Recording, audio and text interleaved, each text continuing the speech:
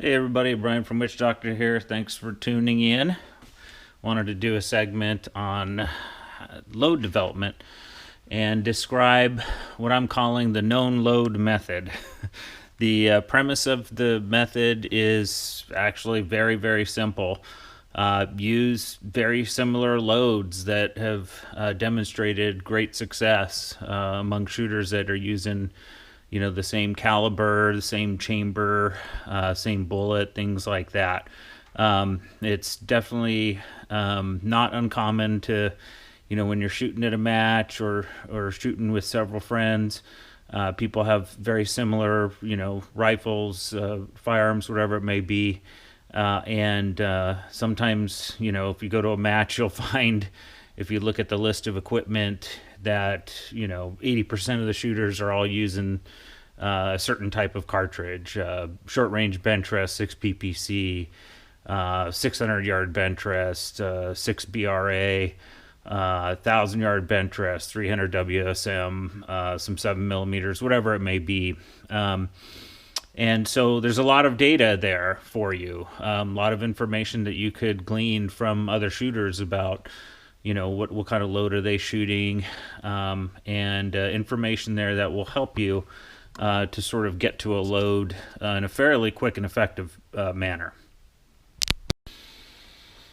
All right, so I'm doing this segment mostly because I read Brian Litz's most recent book, Modern Advances in Long Range Shooting, Volume 3, I think is what it's called. And he did some ladder testing and showed that, this method doesn't seem to work too great for load development. There was a great deal of variability in the data, and it didn't seem to pan out to, what is promised in, doing those types of ladder tests.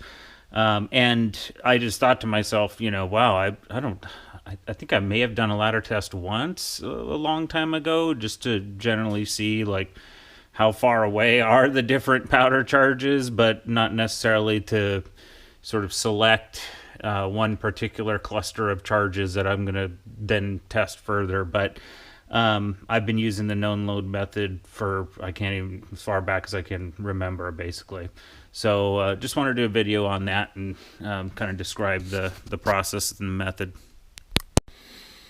Okay, and it's important to know that when you're using this method, to not just use it blindly. This is not a method that I recommend to beginning shooters. I do recommend, if you do use this method, that you get some very seasoned reloader who, does well in competition, has basically not had a rifle blown up on them, those kinds of things. And, to find someone who is, very reliable, very reasonable. Also, I would say, be careful to always just slowly work up your loads anyway. I mean, I think that that's a pretty standard thing to do. The reason why is, sometimes you get powders, different year powders. Like this is a jug of N133, and it was developed in 2001. I have a jug of N133 that was developed, I think, in 2014, and the 2014 powder seems to burn a lot hotter, and so I wouldn't be able to just directly take the data from this lot here, 2021, and apply it the same to the 2014. If I did, I'd probably be blowing up brass pretty consistently. This 2021 is a lot cooler. I can pack a lot more into that case with this year's, and make it shoot. But anyway, so yeah, just definitely keep that in mind. I certainly would not just blindly go about this. You have to know a lot of different variables and how they interact. And so, if you're not sure of that, then please, again, either work up really slow or find someone that has used this method and has used it very well and very effectively. One other thing that I highly recommend is if you shoot a lot and you shoot a particular caliber, is to make your own reamer. What I found is that with all these different reamer types out there, there's lots of variables here that go into play. If you're using the same reamer every time, then you're going to get a great deal of consistency. That's not to say that you'll get perfect consistency, because when people are reaming barrels, they may ream too shallow or ream too deep, and depending on that, your brass may not expand as much and develop higher pressure with the same load as, let's say, a chamber that was reamed kind of shallow. So there's all kinds of considerations, but having your own reamer really reduces the need to kind of have to go back to the drawing board completely when you're developing a load with a new barrel, if you're using the same reamer. All kinds of other considerations. What kind of bullet are you using is a big one. So what I do is these are really good 30 caliber bench rest bullets. This is a Paul Porosky PRP bullets. This is the Voodoo. One of the things that I do when I talk to Paul about his bullets is, how heavy are they, and what's the ogive on them. He'll send me all the data on it. Here's the ogive. Here's how heavy they are. And what I'll do is, take a look at that, measure it out. I'll take a look at some bullets that I, because this is a new bullet to me. I haven't used this bullet as much as I've used like the BIB 30 cal bullets. I've used these almost exclusively for the past 4 or 5 years, but now I'm switching over to the Voodoos. I'm finding these to be exceptional bullets. Not that BIBs aren't exceptional, but I'm preferring the Voodoos right now. Anyway, so just looking at that too is also consideration. I mean, you can have bullets that are lighter in weight, heavier in weight, have a different pressure ring, different ogive. That kind of stuff all kind of matters. So definitely keeping that in mind is important. And then, of course, your brass. You can have different brass brands that have different volumes. This right here is a Lapua 220 Russian that's necked up to 6 millimeter for 6 ppc. And, so I don't use Lapua as much. I only use it at this point for testing because I prefer to use Norma 6 ppc brass. Norma, I get a great deal more case volume out of. So with like Lapua, I even have like a super, I think it's like a 12-inch drop tube or something like that for my 6 ppc. I just can't fit a whole lot of powder in the Lapua case. I could fit a lot more in the Norma case. So, that's a consideration too, is case volume, and that's going to affect, how hot the load gets worked up to. Like in this Lapua case, it's going to heat up really fast because you're literally filling it to as far as you can go. Whereas in the Norma, that same load, that fill may only come up to the neck shoulder junction. And so you won't, overpressure with this case. So that kind of stuff. And then primers are another, consideration. Different primers have different sort of heat signatures on them. What I'm finding too is actually primer weight seems to be, a considerable factor too, that there's a lot of variability in primer weights. And, if you're using a low weighted primer or a high weighted primer, if you sort your primers, that can also be, a consideration. So, so for example, I know that, let's say the BR4 primer, the small rifle primer, if I use one that's weighted at 3.74 grains and I throw that here in this Lapua case and I stuff this Lapua case, all the way to the top, I'm looking at a pretty hot load there, If I use a BR4 that weighs, maybe 3.60, and I fill up this case, it's not going to shoot as hot. It'll certainly not be as high pressure at that point. So So even your sort of primer weight, is a major consideration. And another consideration is the weather, your atmosphere. Take a look at, your temperature variables, your humidity. Out here in the Pacific Northwest, we have really mild temperatures. But, we get a summer day that's 90, sometimes it hits 100. And I'm telling you, if you already kind of have a hot load that you developed in, 50, 60 degree weather, once it gets over, 80 degrees or so, that's going to be a super hot load, So definitely atmospherics is a whole nother variable that comes into play. And so definitely keep an eye on that, when you're shooting. I'm sure, a lot of people that have shot quite a bit, have seen that, where you develop a load and 40, 50 degree weather, then you go shoot it out, in the desert during the summer, and it's like blowing up on you, and you have trouble lifting your bolt, and you look at your primer and it's, flattened and all that stuff that tells you, oh boy, this is way too hot. So definitely, check that as a consideration. Also, your barrel twist is a big deal, in short range bench rest type applications, we generally go with, really slower twists. And sometimes though, in, other applications, they may use extremely fast twist, so that's also a factor in consideration to know about. And also, sizing your brass, so what kind of sizing die do you use? Do you use just a neck sizing? If you use just a neck sizing, generally, you can, your case is already expanded considerably. So usually you can, pack more powder in there. For example, I know a guy that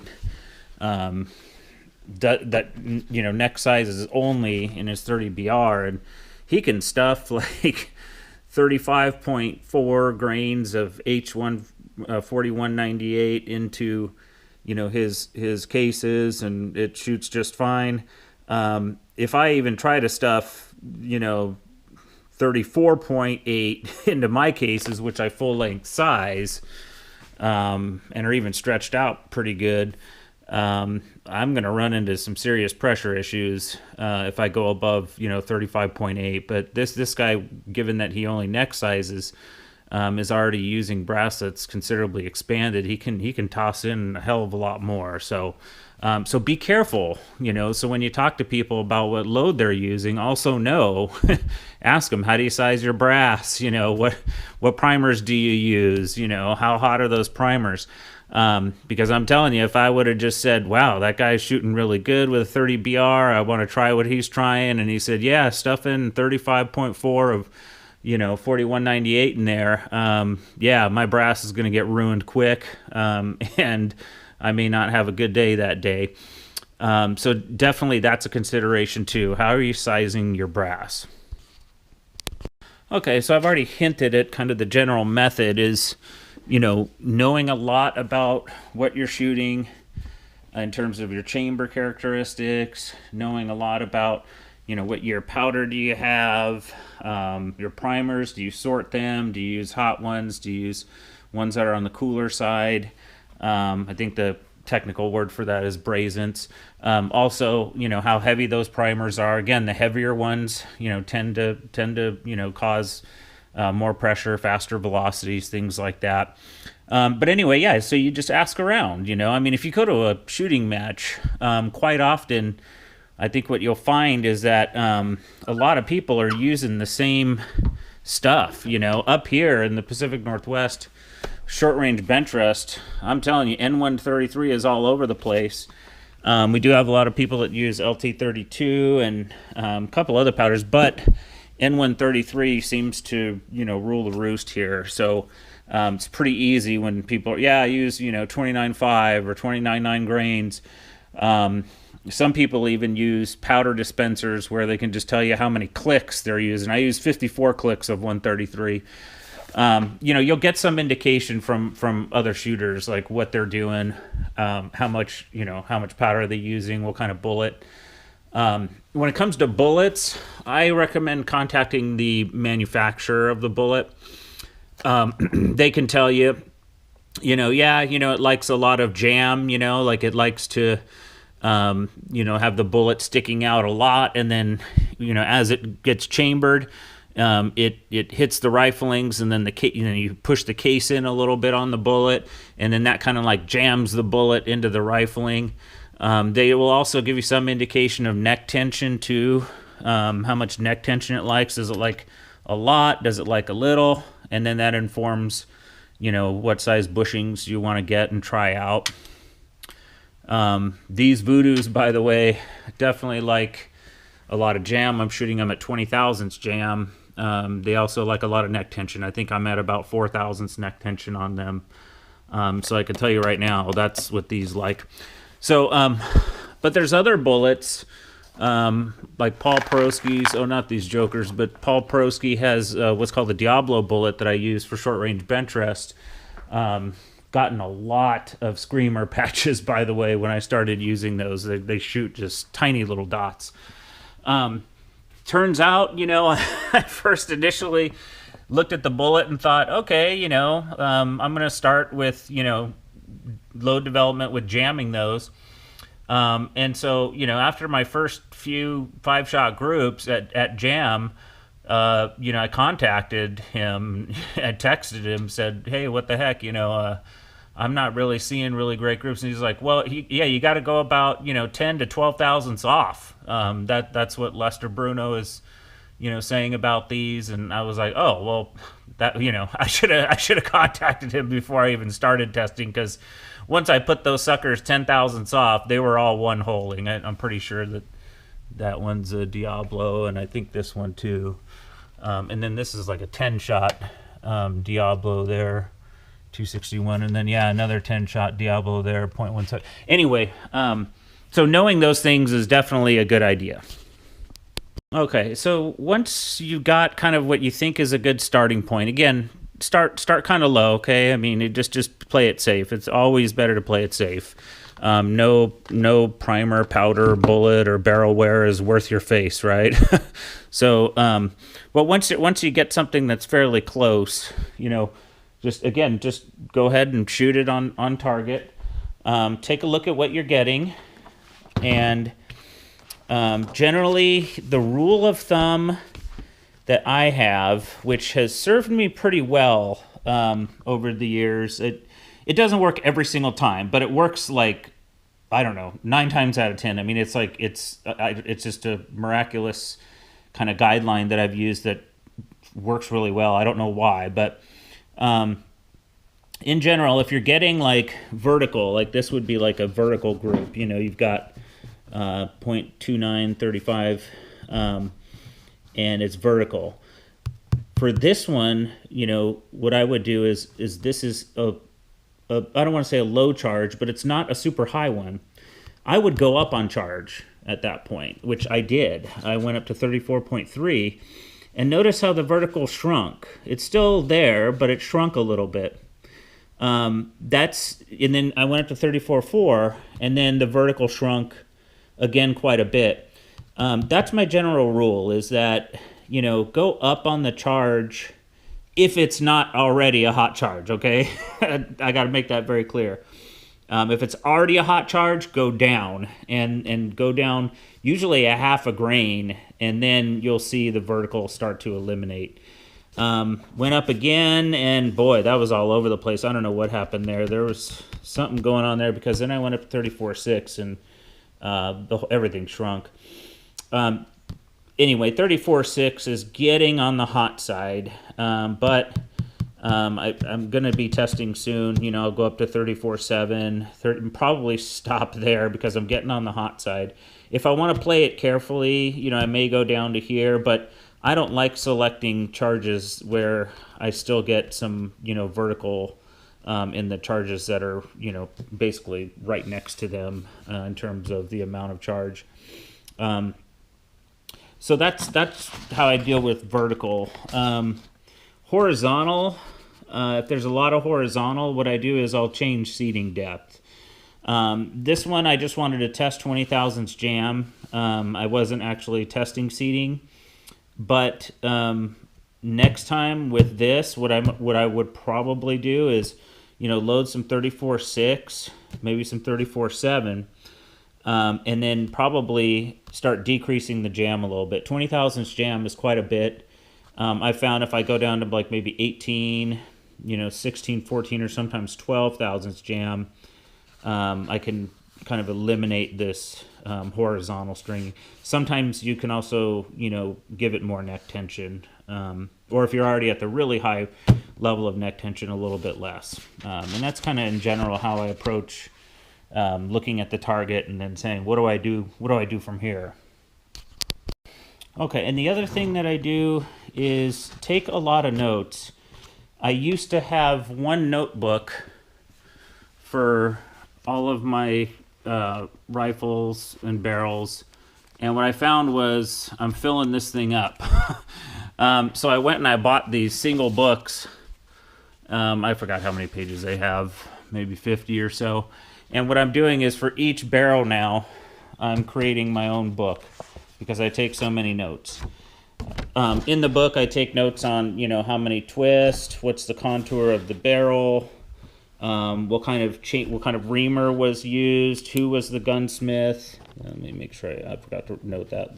Jeff Lewis, great gunsmith, great group shooter for short range and long range, local here in the Pacific Northwest. But anyway, what the neck diameter is of the chamber, things like that. So definitely take all kinds of notes before I even shoot the thing or even start to develop any kind of load or reload at all. Usually what I will do is find out, take a bullet in an empty case, like I'm doing here, an empty case, no primer, there's no powder in this, and just slightly seat the bullet in, maybe a millimeter at most. And then what I do is I throw it, throw the new barrel on the action, and then I take some lube, lubricate the bullet, and then chamber the bullet, and then pull it out and find out, base to ogive, how far is it to touch. Take some notes on that. Every bullet, has different touch dimensions. Take a look at those, write all those down. Also, I'll take the round and I'll mic how much, what's the diameter of this loaded bullet around the neck. I'll take note of that. I also take note of how thick the brass is around the neck, and I do that with the ball micrometer.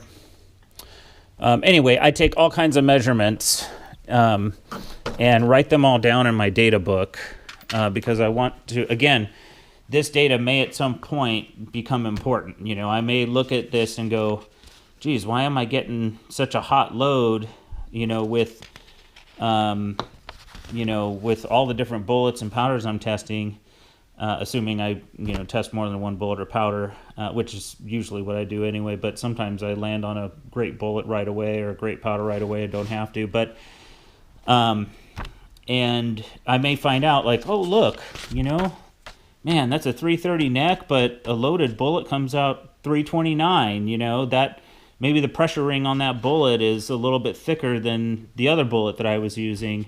And then I'll realize, like, yeah, I'm not getting much, neck clearance with this. I'm going to cut down that brass another thousandths, give myself some more neck clearance, okay?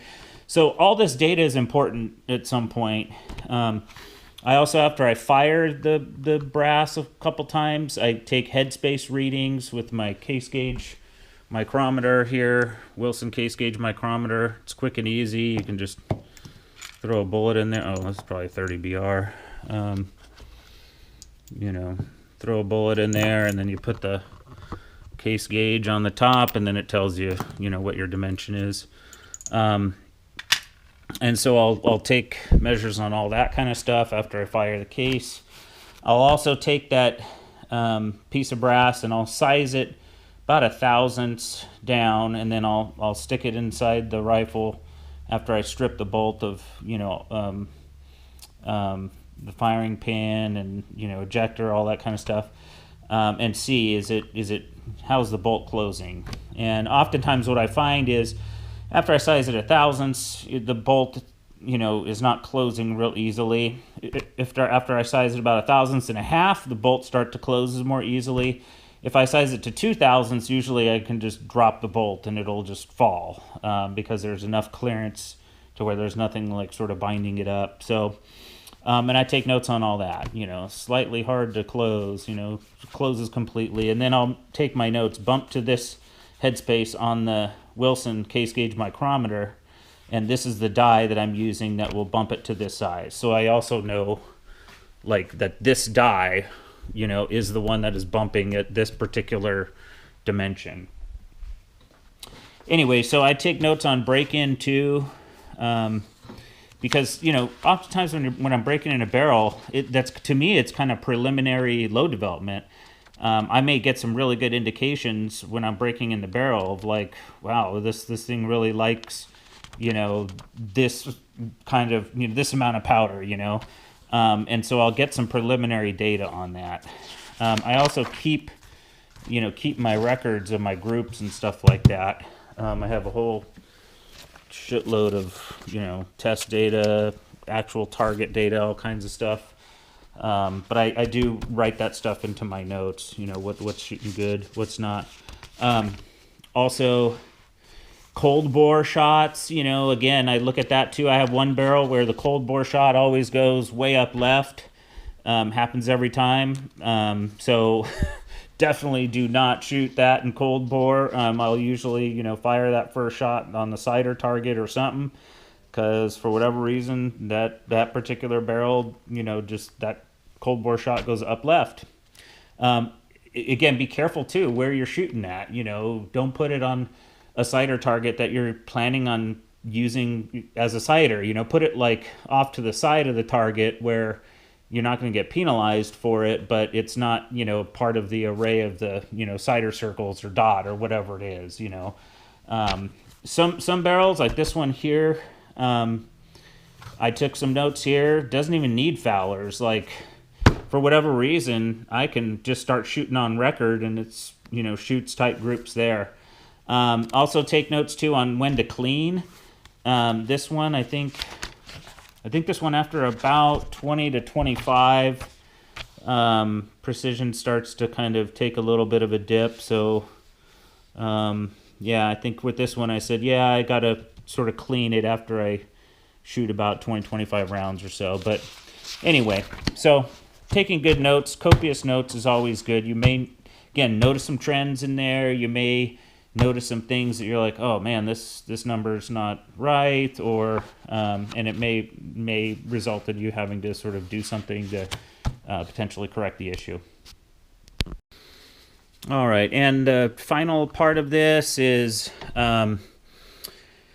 what I call quality inspections or quality checks. I do a lot of that. I mean, that's my day job is quality assurance. So I'm kind of big time on measuring things and making sure that they're at spec and stuff like that. So oftentimes I will do quality checks. Like, let's say I fire this piece of brass, maybe the 30 pieces of brass that came with this one, fire them, and then when I go to resize, I'll resize. But then I'll check. I'll go back to my case gauge micrometer and see, is it bumping the shoulder as far back as it should? Oftentimes what I find is, when I'm shooting a match that, the brass gets hardened. I have an annealer, but I don't bring the annealer to, matches yet. Just the matches that I shoot at are fast paced. There's no real time to anneal your brass. So, it's important that I do these kind of checks, check to see, is it still sizing, as far down as it should. Sometimes it doesn't. So I buy things like this nifty PMA tool die adjuster. I can, if it's it's supposed to be bumping at 1.5 or 2 thousandths, but it's only bumping a half a thousandth.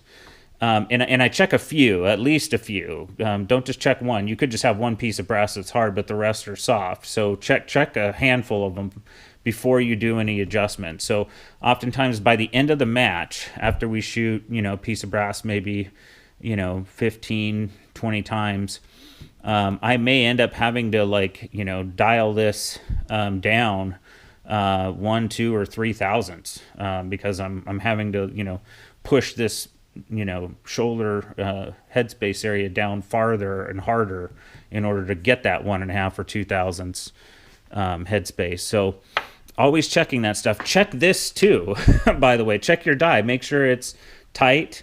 Make sure it has the right bushing. I can't tell you how many times I've gone to a match and I'm reloading and, I start noticing that, even after I size it, the bullet just drops right into the case. And I pull this out and look at the bushing and I go, oh shit, I'm using a bushing for a 268 neck when I need one for a 262 neck or something. That's another thing too. I'm just going to uniform 268 necks. I'm tired of making that mistake. And I just want to make it simple and just have one neck size, one neck diameter, and just work with that. So that's another thing I'm doing to kind of simplify. But check your tools too. This thing may come loose, and your sizing may not be necessarily off because of your brass. It may be off because something about this is loose and it's not stroking correctly or something. So always check all of your tools to make sure, are they all tight where they need to be? Are they all torqued down to spec? Always do equipment checks. I can't tell you how many times, just weird stuff, the scope, you have your scope base, and you need to screw that into your action. If that screw does not completely make, positive contact on the counter bore because it's threaded too much, well, now you're going to probably get a loose, scope.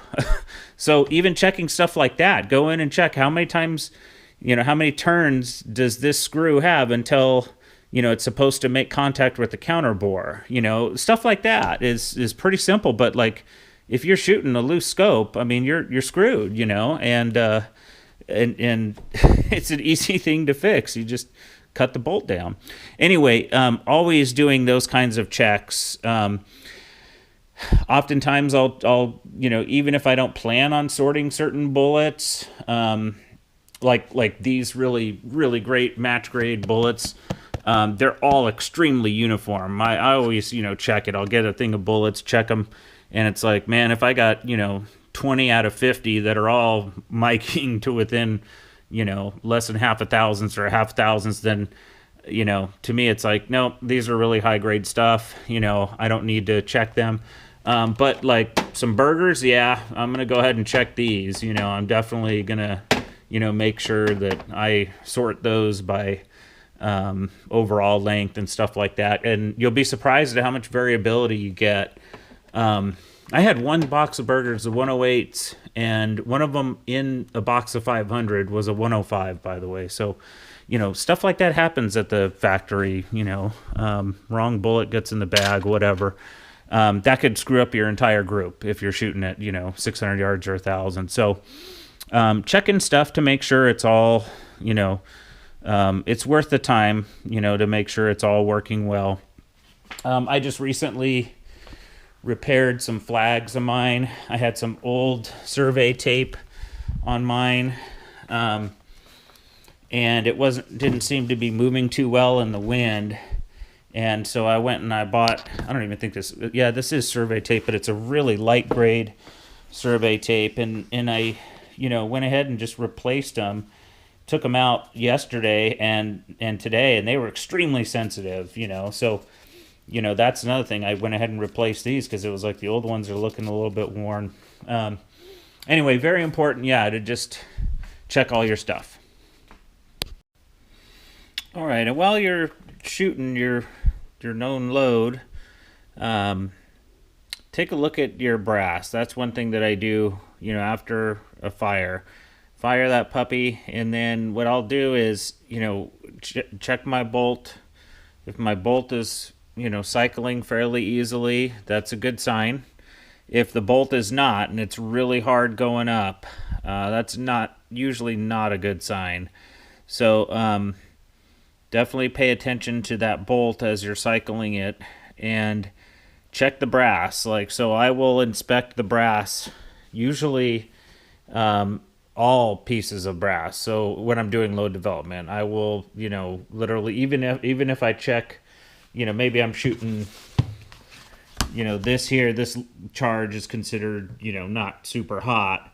But after I fire that for the first time, I will pull that piece of brass out and take a look at it, okay? I will fire it again, as long as it's okay, no overpressure, bolt is coming out easy, brass looks good. See a nice primer strike. The primer is not flat. There's not, a whole bunch of markings on the back there. And there's no gases that are getting beyond the shoulder there, or even on the shoulder, actually. You want all the gases to sort of stay up on the neck there, where you neck size, and you can see the carbon ring is above the sized area of the neck. So this is, what we would call sealing up really well in the chamber. It's not blowing anything back. So, also take a look at the case down here. There's a condition called case head separation. I've had this happen before many times.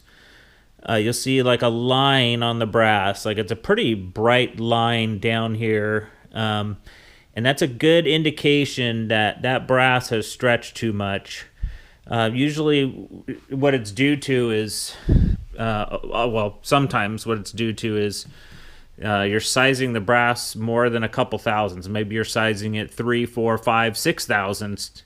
And so when you're firing your brass, you're stretching it considerably every time. What that does is that leads to this wall down here getting really thin and a pretty obvious bright line. If you see that bright line, just throw away the brass. It's not, something that you should probably be playing with. I think you'll have a lot of variation in your pressure if you continue to shoot that brass. That brass is basically ready to fall apart. So I usually just throw it away if I see that line. Now, in a really good chamber that's fitted pretty well for that brass, it's not, cut too deep. I've had brass pieces last, some of them 40, 50, 60, some of them 80 firings, depending on how hot my load is. But you should have pretty good brass life if you're bumping the shoulder back only 1.5, 2 thousandths, maybe 3 if you have a particular application that warrants 3. But once you get above 3, you're sizing and resizing this case quite a bit as you're firing it. So take a look out for that. This brass piece doesn't have anything like that. I think this one's been fired 3 times and it looks in really good shape, so I'm not worried about it. But yeah, like when I'm doing load development, I'm also checking the brass. Same thing here. I go up on the charge. It's not it's not a huge amount that I'm going up. I'm literally going up, a 1/10 of a grain. So, but again, after my first firing, I'll feel my bolt. If it's heavy, that again, that's an issue. If it's not, I'll still inspect the brass, and I'll inspect all of them. So if I shoot a 5-shot group, I'll still look at all 5, and see, how's that primer looking? Is it flat? Is there a lot of markings back here? And pressure indicators are complicated. Some people see, oh, look, there's a little ejector swipe there, but the primer's not flat. I have pressure issues. Well, it could be, or it could just be that you're sizing your brass too much, and as it expands, it's, it's hitting your,